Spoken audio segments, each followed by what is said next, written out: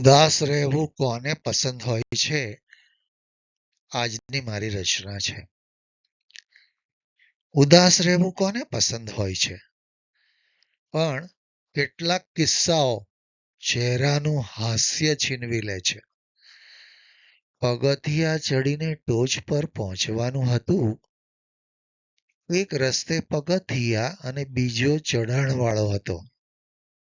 સાહસિકો ચડતા હતા. ઘરડાઓ પગથિયાને જ વાપરતા હતા. માણસો જે જીવે છે તાજુબ છે જિંદગીથી, કારણ સુખ અને દુઃખ બંનેને સાથે અને જાતે જ સહન કરવું પડે છે. પ્રયોગોથી ભરી છે દુનિયા. સુખની શોધમાં દરેક જણ દુઃખને પહેલા અનુભવે છે.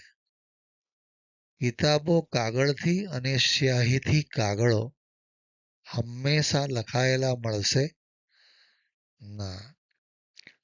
કાગળ અને સ્યાહીનો સંબંધ વિદ્યા અને સરસ્વતી જેમ જ રહેશે. માણસો જે ખુદને મહાદેવ ભક્તો કહે છે, શું હંમેશા સાચું બોલતા હશે? શિવરાત્રિએ ભાંગનો પ્રસાદ નશામાં કે યોગ અનુભવવા લેતા હશે? મહાદેવને ગળે છે નાગ. કેટલા નાગને ગળે લગાડતા હશે? દરેક માણસ માણસોથી હેક થયો છે.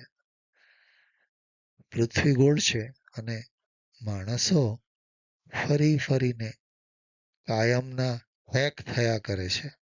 મિત્રો, આજની મારી આ લઘુરચના જો તમને ગમી હોય તો જરૂરથી લાઈક કરશો અને સબસ્ક્રાઈબ કરશો.